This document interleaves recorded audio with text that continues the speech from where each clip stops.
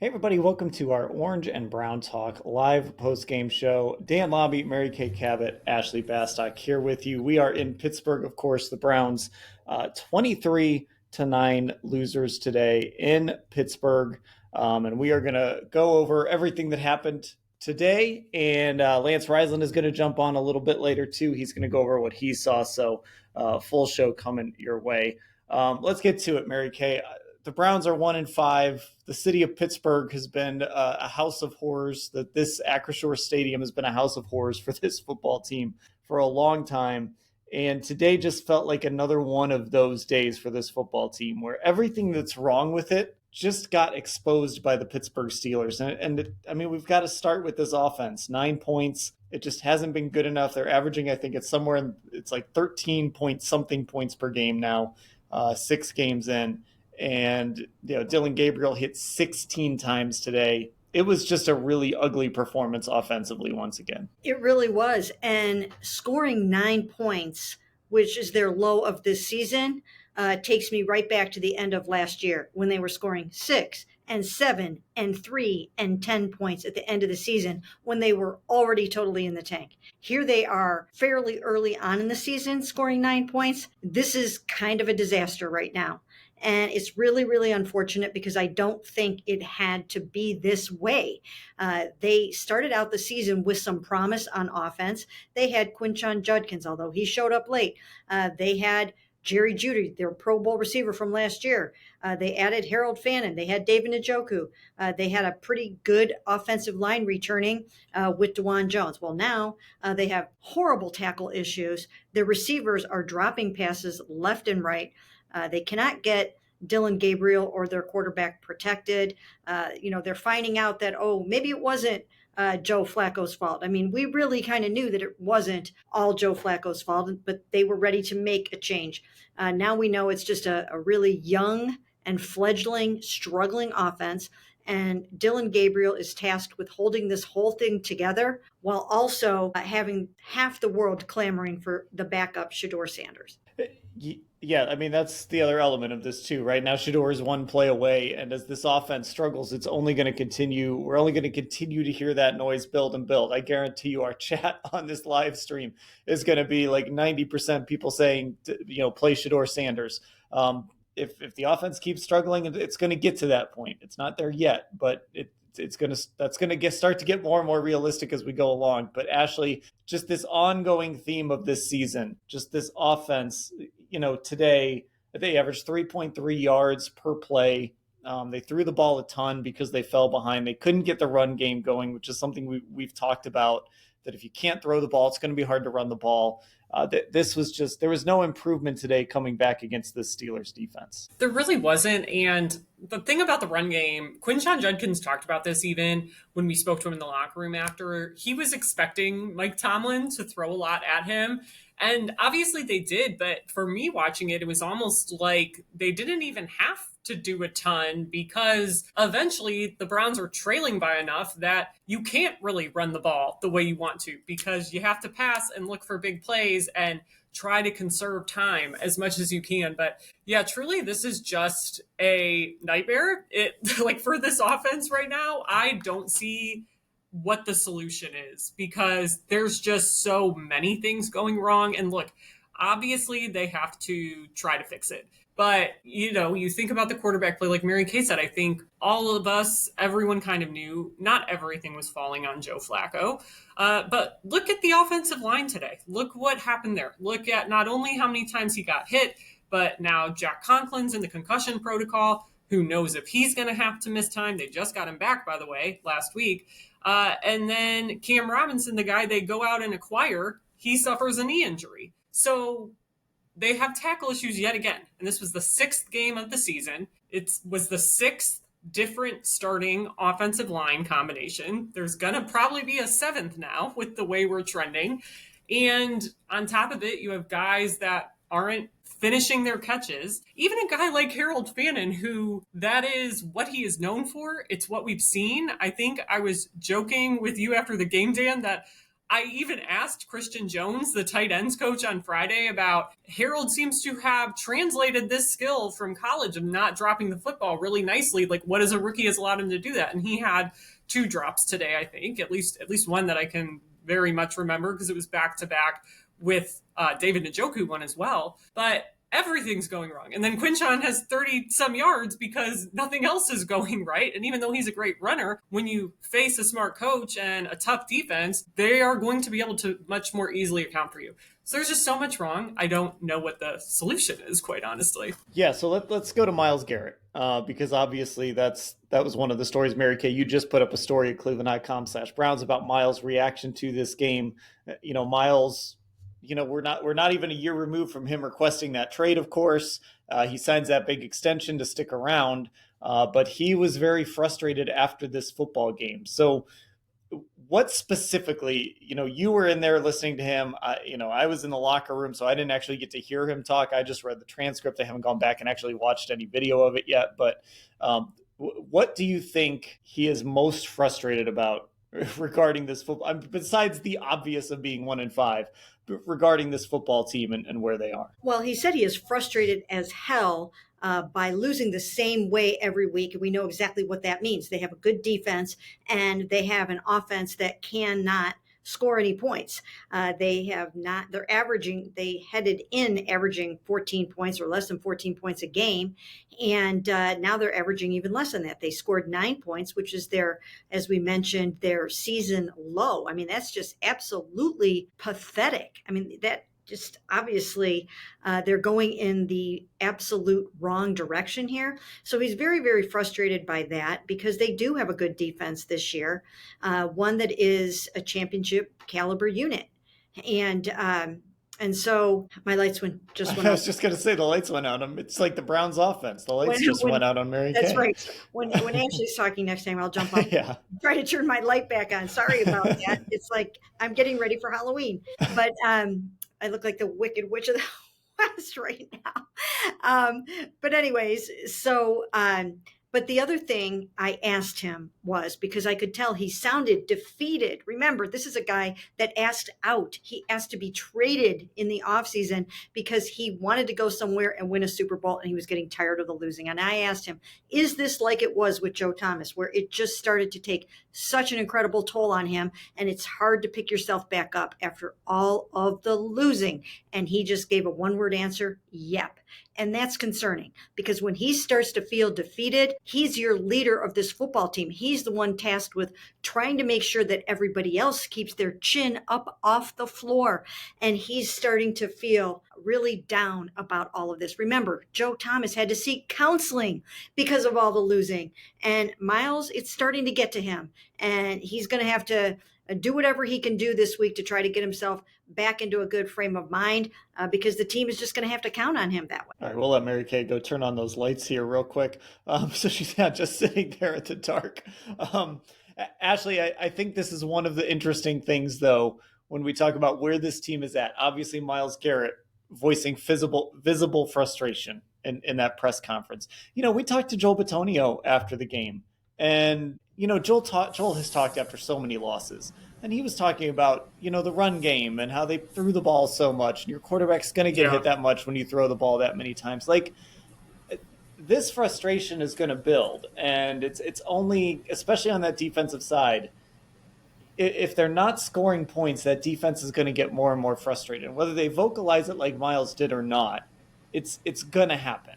And obviously Joel's an offensive player, but even he seemed frustrated today. Yeah, I was going to say that was actually an answer to my question in that scrum. And that's what I thought. I was like, this is not typical Joel. I mean, I could see it in his face, even as I was asking, that it was almost like, I can't believe I have to talk about this again. I can't believe we're in this same spot again that we were last year. That was kind of how I read it. And of course, look, he answered me, obviously gave me a good answer, was very polite. This is not in any way like a commentary on how Joel was. But when you're around these guys enough, you can sense these little things. When you talk to them enough and you do enough interviews with them enough, especially a guy like Joel, you can tell when he's frustrated, even if he's not going to say it in the same way like Myles Garrett does. And look, I mean, when Myles gets frustrated, I think it's notable because of everything with the trade requests this offseason and how much he was adamant that it was about winning. And then obviously, look, he gets the extension and that talk goes away. And we asked him again on Friday if he felt like those trades changed anything in terms of the team's goals. Were they essentially waving the white flag? And he explained why he didn't. But when you have an interview like today where he is so clearly frustrated, you start to wonder. I think it's a fair thing to wonder about, given his history and given just how he was acting. Mary Kay used the term feeling almost like he was looking defeated. That's concerning. Like, you want these guys to be upset after a loss, but when they just look totally defeated, or they look like they just don't care, those are kind of like the warning signs to me as somebody who, has obviously been in losing locker rooms with this team before. So that part is the new interesting wrinkle in all of this that I'm sure we're going to be monitoring now. Yeah, and I think back to even 2021 when Myles was just, you could see that frustration building when things were going sideways there with Baker Mayfield.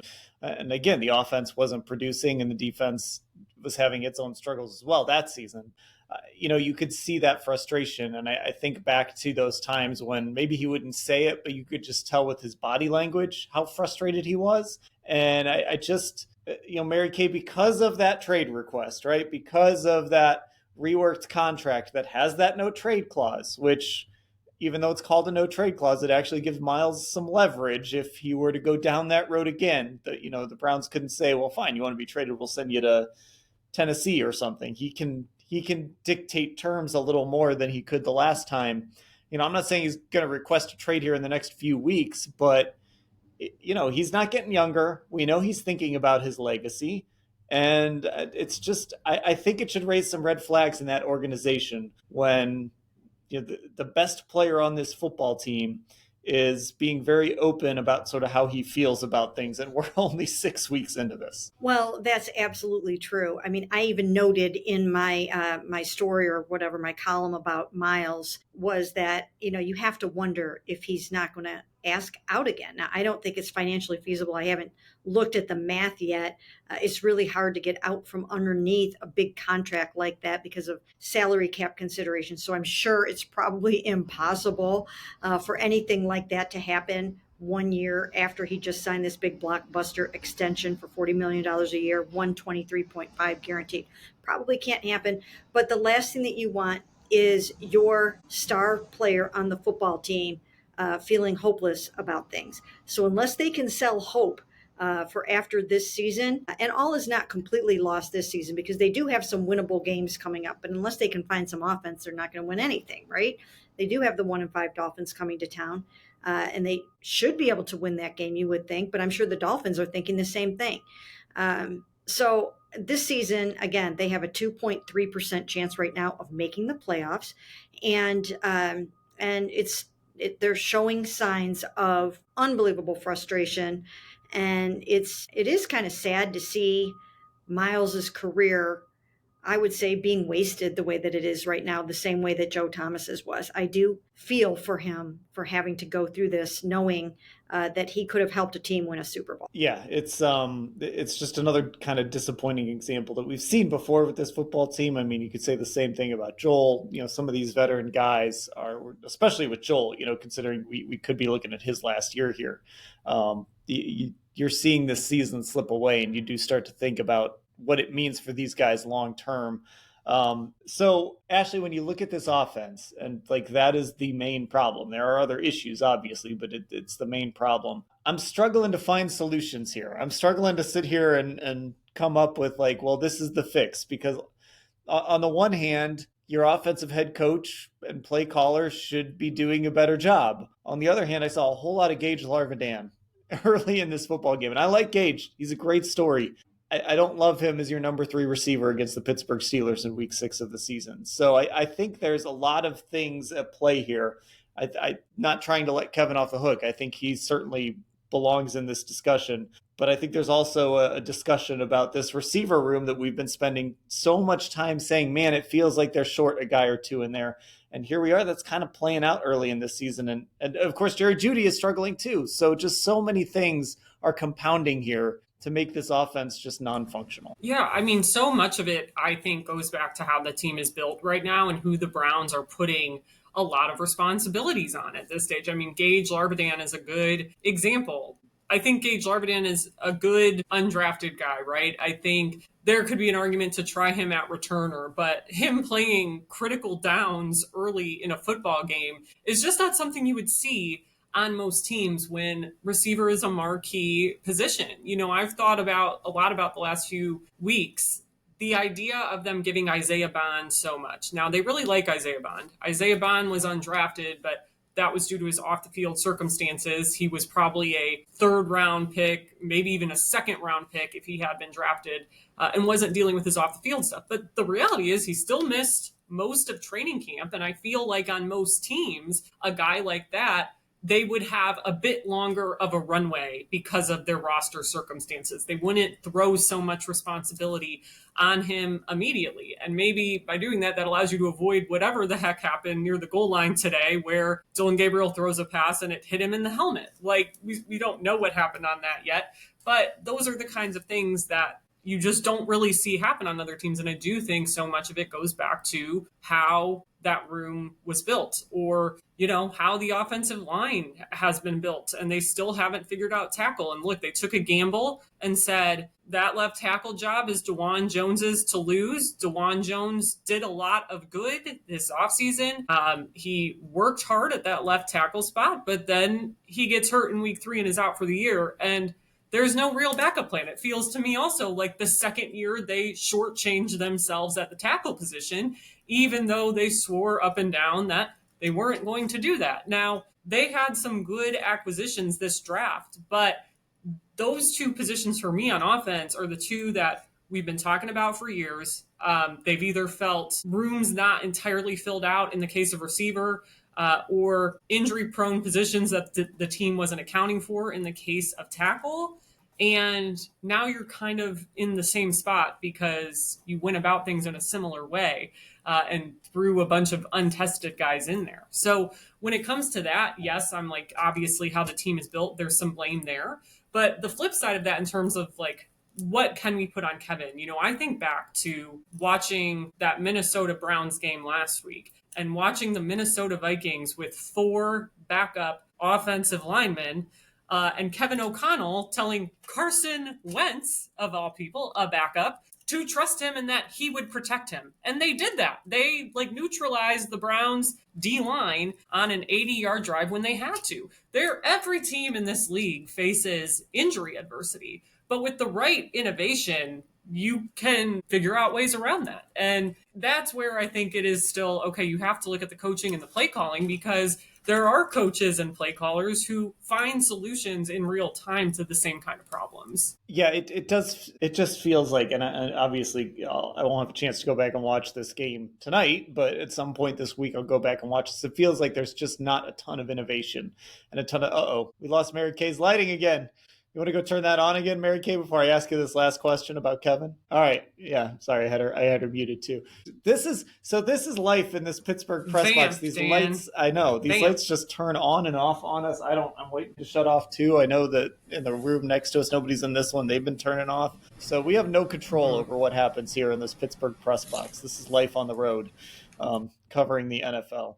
Okay. So Mary Kay, speaking to everything we just said about this offense, and of course, Kevin, it does bring up play calling. He did not rule out giving up play calling. Again, are we rearranging deck chairs on the Titanic if he does that, or is that a real fix to this? I don't know, but it's at least interesting that he didn't just completely rule that out when he was asked about it after the game. Yeah, I think they'll look at everything, but I think the other thing that Kevin likes to guard against with some of the coordinators that he has is that, especially if the offense is struggling, he likes to take responsibility for that himself.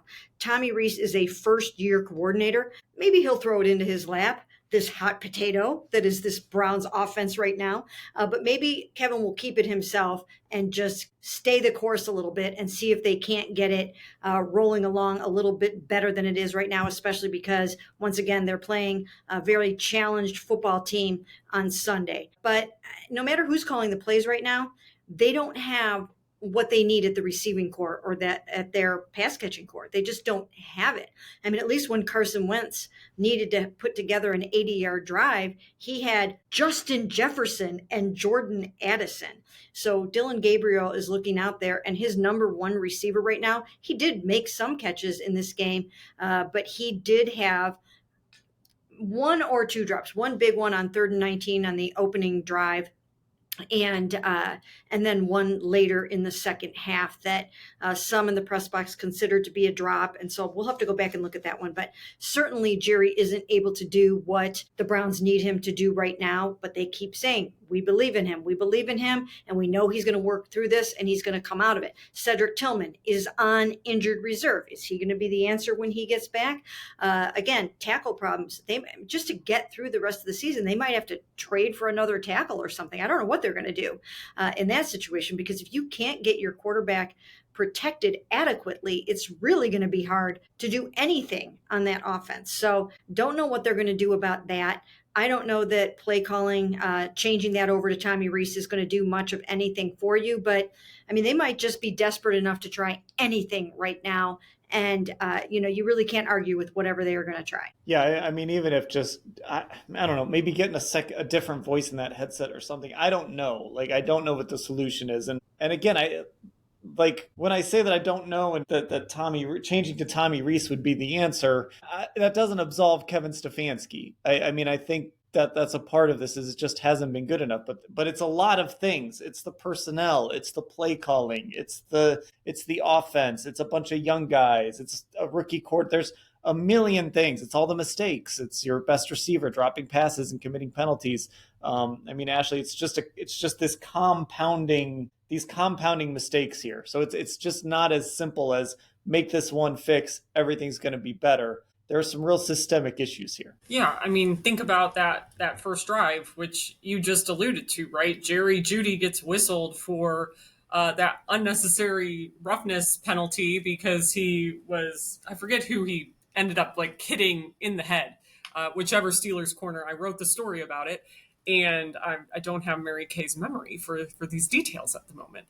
And he gets that call, puts them back 15 yards. So then they're facing 2nd and 23. And then 2 plays later, he drops a ball down the left sideline. So that to me was kind of the beginning of showing this Jerry Jeudy's performance and how it kind of mirrors this Browns offense or the Browns passing game issues and the struggling and the self-inflicted stuff and the drops, the mistakes. And it just is tough. I think back to that Joe Flacco quote about the offense is going to go as Jerry goes. And Jerry hasn't gotten going yet this year. His last 100-yard game was last year in week 15 against Kansas City. It's like a 9-game stretch where he's failed to hit 100 yards. And, he's talked about knowing he needs to be better and keeping a good attitude, but the circumstances right now are just not ideal. And like we talk about it every week, I think people were maybe hopeful that when Dylan stepped in, maybe it was just a Jerry and Joe chemistry issue, that things would pick up for him. And so far through 2 weeks of that, we really haven't seen that. And it still has been the same problems. Okay, I think, are we good here? Are we ready to hand things over to Lance? All right, I will let Mary Kay and Ashley go then. I will talk to both of you here very shortly because we're all in Pittsburgh in the same press box. So I'll talk to you guys in a little bit. Okay, now this is always the test. This is the idiot test here. Can I get Lance Reisland into this room live on YouTube? And can we make this work? Okay, I hear Lance. I see Lance. Hello, Lance, hello. can you hear How me? are you? I can. Are we good? Season pros. Okay, Lance Reisland is here. Browns 23-9 losers today. Lance, we were just talking about Kevin Stefanski. We were talking about this offensive scheme. He did not rule out potentially switching play callers. Again, I mentioned this. I haven't had a chance to rewatch the game. I've really only seen it here in Pittsburgh live on the field. So I'll get a better idea of what this offense looked like when I get a chance to do that. But tell me what you're seeing from this offense right now. Why were they only able to average 3.3 yards per game today or per play today? Well, today they absolutely could not get the run game going. And it had a lot to do with the Steelers run scheme. They cover that nose, that center a lot with the nose and that odd front. And they really, it's one of those things when people say Tomlin is this after a bye week, and I don't really buy into all those numbers. Sometimes I know they're important, but what it tells me is exactly what you saw today. What Dylan Gabriel had success with was short passes and the run game, and the run game helped. Now the Browns have an identity, and what that identity is now is running the ball with Quinshawn, and he obviously runs the ball very hard. But when you have an identity, now you got to start to be a little bit more creative with your run game. So for me, the Browns are very one-dimensional in their run game right now. A lot of duo and a lot of zone, where Kevin in the past has been very, very dynamic in his counter games and pulling guards and pin and pull, and they're just not doing a lot of that. In fact, before you and I got on, I started to break down the first 6 weeks of the season. I'm going to get an exact number of what type of runs they're running, because I'm just not seeing a lot. And even though Junkins has had a lot of done well, but these NFL teams are good too. And Tomlin's good after a bye week because he knows he's going to take away easy throws and they're going to stop the run game. And they made them stretch the field. Now, I thought Gabriel did some good things. I thought he did some bad things. But this is much more than just him. The pass protection is horrendous right now. Really struggling with the run game inside. And for me, it's just a matter of there is no rhyme or reason right now. And Kevin Stefanski has always been really good at setting plays up. And you can't set plays up when you can't run the ball. And that's what his game is you only know what you know. So it doesn't look very good when you can't get the run game going with Kevin Stefanski, because that's what he bases everything off of. So let me ask you this, because I think this is an important factor. If I'm a defensive coordinator looking at this thing, I'm going into every game and I'm saying we're not going to let them run the football. We're just not. Until Dylan Gabriel and this passing offense shows me that they can do it, that they can threaten me, I'm going to make sure they can't run the football. It feels like that's kind of what Pittsburgh was doing today. And then, of course, Pittsburgh gets the lead. The Browns end up throwing the ball a bunch of times as a result. Although sometimes I think coaches panic a little too much and get away from the run a little too much when they fall behind. That's probably another podcast topic, for another day. But I guess this team is going to have to be the favorite phrase of Kevin and company, complementary, right?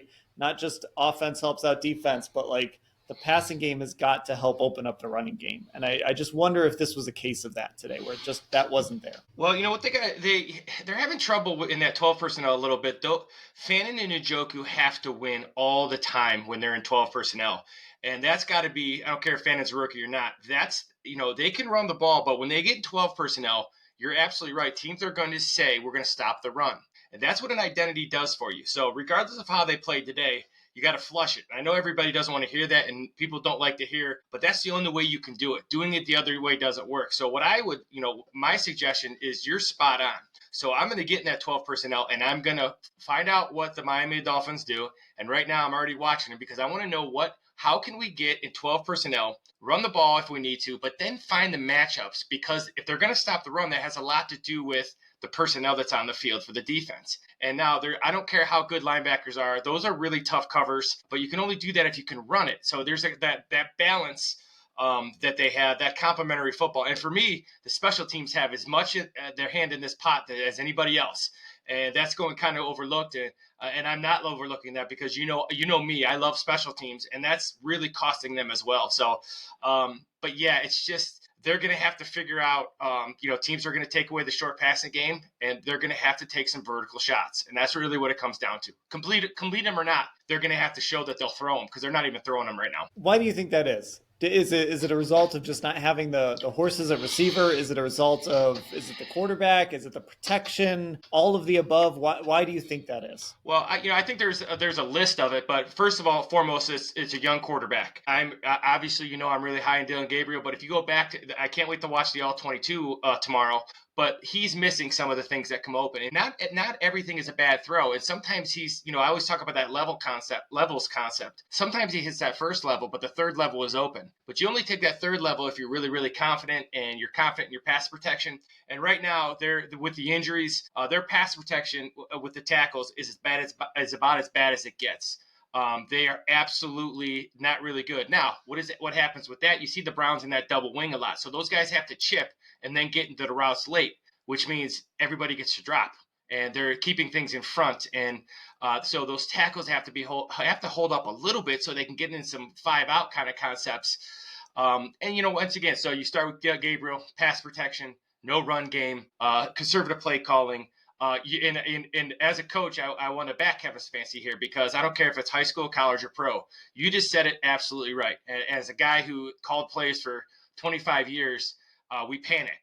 And we especially panic when we're not playing very well. And we panic when we get, when Kevin is rolling, when offensive coordinators are rolling and it's 7-0, you're like, who cares? We're going to get this back. We got players. We got Amari Cooper back today. We got these guys, right? But when you're not doing well, 7 points seems like a lot more than 7 points. And you said it best. We start to panic. We start to go to we're down by a bunch. Even though we're not, that's kind of how we think. So I've been there. It's not fun. It's what you get. It's what they got. Those guys get paid big money for, but it's still hard. Yeah, and you know what? That's one of those things. Like, I understand what you're saying, and obviously you're someone who's worn that headset and knows what it is to be in those battles, right? But I guess I don't love hearing that, though. If not, and look, I don't know that Kevin Stefanski panicked. I don't want to put that on him necessarily and say that he did, but his reaction to falling behind was obviously to put Dylan Gabriel in a position where he threw the ball a bunch. And that led to 16 quarterback hits by the Steelers. And even Joel Bitonio after the game was saying, like, you throw the ball that much, your quarterback's going to get hit. But I also think, and again, if Kevin gives up play calling, let's see if it works. I don't think this offense has been very good. I don't know what they're trying to do. I don't know. We're not seeing a bunch of motion. We're not seeing a bunch of innovation out of this offense, it feels like. And that's on Kevin. So, but I also think there's some big personnel issues here too, Lance. Like, again, I said it with Mary Kay and Ashley. Gage Larvidan's a great story. I don't want Gage Larvidan playing 50 snaps a game. I don't know what his final snap count's going to be. He left the game with a concussion today after that hit, but I think it's going to be higher than it should be for a guy like that. And I just think there's a lot of things conspiring here to make this offense bad. And I think one of those things does include, again, for all the people in the chat, I think one of those things does include Kevin Stefanski and the play calling and the offense they're running. I think it all goes into one big pot, and it's turned into this just awful tasting soup that nobody wants to eat. And we're getting shoved down our throats every Sunday. Well, I'll go back. I want to retract a little bit. I don't think, the term I use, panic, is good. We press. Right. That's a better term. So press. Now, I agree with you. Now, here's what I agree with. One is, I've said this before, coordinators and quarterbacks are the two positions, one position as a player and one coaching position. Those are the two positions where you can get a drastic change in terms of philosophy, play calling, things like that. No other position can you do that. But I will say this, regardless of who's calling the plays right now, if you can't pass protect, it doesn't matter who's calling the plays. So that, everybody can be the hatred that people get. And once again, I'm all about, some of the message I received today because of how I view this team is great, because it tells me people are invested. I never wanted to have a job, especially in this world with sports and football, as a coach and in the media now. Browns fans are invested. Now, they don't always say it the best way, but I understand and I get that, because they are invested and it means a lot to them. So that's why I like covering the Browns. That's why I like football, because football is the one sport where people get really mad when you don't do the right things and win. So, so if he doesn't feel that he's getting into a rhythm and doing those things, and a lot of that has, Kevin is a very similar play caller to a lot of us, where we build on things. And when you can't build on things because of your personnel and who you are, sometimes it looks real stale. And, when I was coordinator, even at the high school level, you got to get more input. It's different the NFL at all levels of football. But the bottom line is, you're trying to win football games. And the one thing that Kevin has up with bringing in Vrabel and bringing in Schwartz, he's not afraid to do whatever he's got to do for the team. Obviously what they're doing is not working, but those are things that happen. Now, if you change it, that doesn't mean it's automatically going to be great. That's what people got to understand, because there's some fundamental things, the run game and pass protection, that have to get better with. Now, could they slide protection differently? Could they go do different protections? There's a lot of things they can do, but if they don't get better tackle play, this is going to be a long season for that offense. Yeah, I just think there's, again, I think there's a lot of things conspiring here. So I guess let's do this here. We are going to wrap up here a little bit. We were running a little bit late, but I guess what's something you want to talk about? We talked about the offense. We talked about the play calling. Give me something on your mind about this game. This is me being a a bad host and not having a topic for you. No worries. I'm putting it on you. What's something you want to talk about? What's something that maybe Ashley, Mary Kay, and I didn't cover, something we haven't talked about yet that you took away from this game? Have you guys talk about special teams at all? We did not talk a lot about special teams. So, no. and I know it's not a super exciting topic for people to understand, but the reason I bring it up is because when you are struggling on the offense and defensive side of the ball, the special teams become, they were lucky to get a block in the back because the Steelers had everybody blocked on that punt return. The running into the kicker. These are all things that are momentum killers that these guys have had all season. So when you don't win that phase of the game, it kills you in field position. Lost yardage I'm doing a post on because that part of the game is often people don't want to hear right now. They want to hear about the offense and who's going to quarterback. And there are so many little things on this football team that are hurting them. And as much as the offense is hurting them, the special teams are just as at fault in this mess right now. And that's what they got to fix. And however they're going to do it, my thing is, what do you think? Do you think the special teams, has it in your years of covering the Browns, have they ever been this bad where they've cost the Browns games almost? I'm sure like when during the 1-31 stretch, they were bad because those rosters were so bad. And I mean, they've had kicker issues in the past, but like the running into the kicker thing is such a backbreaker because obviously, look, was this offense going to get it together and win this game? I don't know. But the score at the half, let's see, it was 9-3 at the half? 9-3 at half, yep. So they come out, the drive stalls, Corey Bajorquez with a great punt, and it pins the Steelers back. They force a punt. They're going to get the ball at their own 35-yard line, which is decent field position. But instead, it's a 5-yard running into the kicker on Cam Thomas.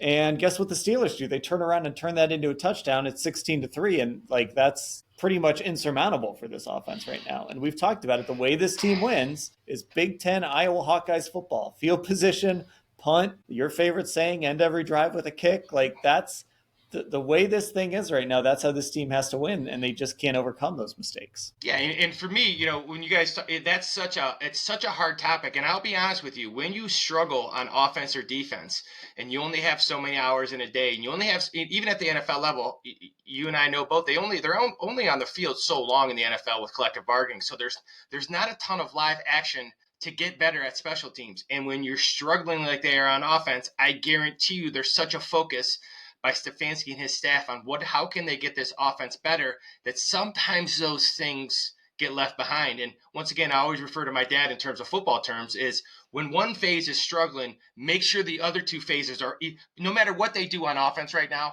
they're not going to be an explosive offense. They need to continue to work on offense, but they better make sure that defense continues to be good, and they better make sure they clean up special teams. So at least they're equal on special teams and winning defense. Then you got a shot, because you just said it. Then you have better field position. That's complementary football. All those things tie into it. People don't like to hear that, but that's such a boring, real thing in football. That what you just said was an absolute killer for a defense. They go, they force a big punt, and then they go out, and then they rough the punter, and that defense runs back in. That's such a letdown for a group that's playing that hard. So you're spot on.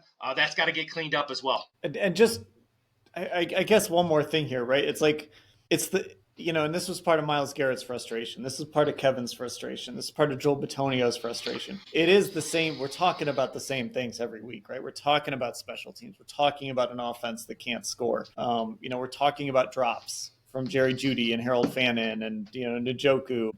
We're talking about those penalties. Like Jeudy had some costly penalties today.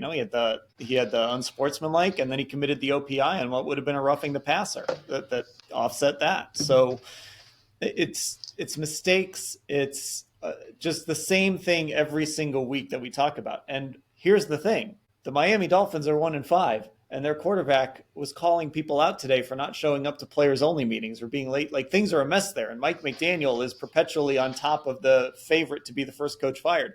But guess what? You go out there next week and you make special teams mistakes and commit penalties and drop passes, you're going to be 1-6, and the Dolphins are going to get their second win of the season, because they're looking at the Browns saying, hey, that team's 1-5 and can't score. Let's go up there and get a win. And I saw what Tua did, and I'm not necessarily, I don't always like the wording, but it's okay to hold people accountable, and it's okay not to have, not to be sensitive about stuff. These are professional athletes that get paid a lot of money. And you're right. If this thing is the same, that also starts in practice for me. And obviously you guys don't get to watch practice like we do in the summer, but that's part of it. Whatever they're doing at practice, change it. If you're not hitting a lot, maybe hit. I always go back to that, but doing the same things, that's part of what coaches like Kevin Stefanski and me. So I'll put myself on the spot there too when I was coaching. We get in such creatures of habit, and we've had success at what we do. Sometimes you got to change it up, and it's really hard to do. But that's where the Browns are at right now. And, I like when all the guys kind of, I don't say call each other out, but hold each other accountable, because no one cares. All right. And you got to figure it out, because the Dolphins, you just said it, the Dolphins are thinking, as much as people are going, oh, the Dolphins are finally, with the schedule gets easier, Dolphins are saying the same thing. So you have to impose your will. Like today, I was a little disappointed because the Browns got pushed around a little bit. They were physical with the Browns, and the Browns didn't really respond like they have in the past. Okay, I'm going to let you go unless you got anything else. You got anything else you want to add here before? No, I look forward to. We'll talk this week. We'll do the recap, but I look forward to seeing if the Browns are missing plays down the field and what's going on in some of these runs and the complimentary stuff. I'll have better answers for you once I get that all 22 broken down for us this week. Great. All right. Well, let me tell you, everybody, what's coming this week. If you're like new here, if you're just like, oh, I'll check out this live stream on YouTube. We do 5 pods every single week. So like pretty much every day. Monday is going to be a Hey Mary Kay. Those questions come from our football insiders. To get involved in that, it's cleveland.com/Browns, the blue banner at the top of the page. Tuesday, Lance joins the show and goes over the film that he watched from this game, from whatever previous game. That's every Tuesday. We set up the week on Wednesdays, and then we do a big preview pod. Lance is involved in that. He gives us his scouting report. That goes up usually either late Thursday or early Friday morning. A lot of those go on our YouTube. So if you are listening to this pod after the fact and you want to get on our YouTube, it's Cleveland Browns at cleveland.com. There's actually an Orange and Brown Talk tab there. And we try to go live every Sunday at 8 o'clock.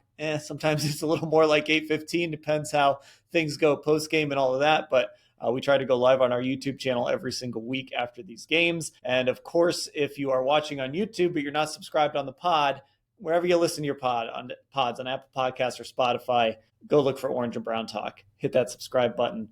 Leave us 5-star reviews, all of that good stuff. Okay, so we're going to wrap up our post-game edition of the Orange and Brown Talk podcast. For Mary Kay, Ashley, and Lance, I am Dan. Thanks for listening, everybody.